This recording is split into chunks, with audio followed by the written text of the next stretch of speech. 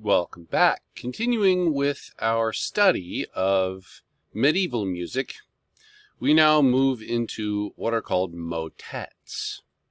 The first one we're going to look at is called Venetia mundi spendor, and it talks about the glory of Venice. I've been there once. It's a very nice town. I would suggest you don't go on a Sunday afternoon or evening because the whole place is closed down and there's not much to see. A motet is a highly varied choral composition. They are sung, usually unaccompanied.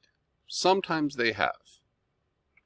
This composer, Johannes Ciconia, was a composer who spent most of his adult life in Italy. As you can guess, he really liked Venice. Most motets, sticking with what we've heard before, are written in Latin. They use the same box and oblique mensural notation, but it maintains the mystery when they keep them in Latin. They very rarely had instrumental accompaniment. Most of the time it was just a cappella, sung without anything. These evolved from organum. If you recall, a couple weeks ago we talked about Leonin and working in Notre Dame and the whole groundbreaking idea that you could have more than one vocal part going on at the same time. Well, flash forward a few hundred years and now we have this. These motets were not necessarily aimed at the elite educated people. They were, sacred in that they were usually sung by choirs of Christian people. Women weren't quite as frowned upon as singers at this point, so sometimes they'd have mixed voices. They had a mix of upper voices and lower voices. The upper voices they called the descant. You may have seen that term if you go to a church that uses hymnals.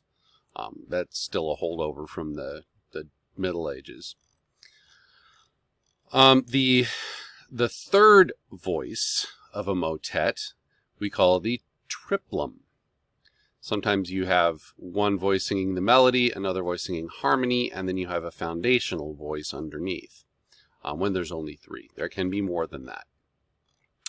Let's take a listen to this piece, and you too can experience the glory of Venice.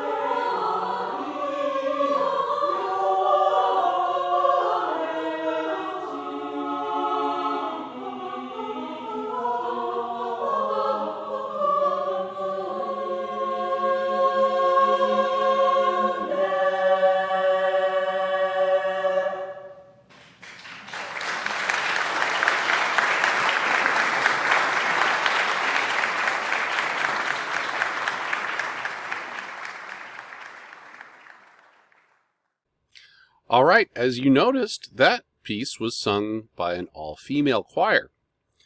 So that's a modern interpretation. At the time, they might have used young boys to sing that high, but modern times being as they are, it really doesn't matter. Okay, we will look at some more early music next week. Bye-bye.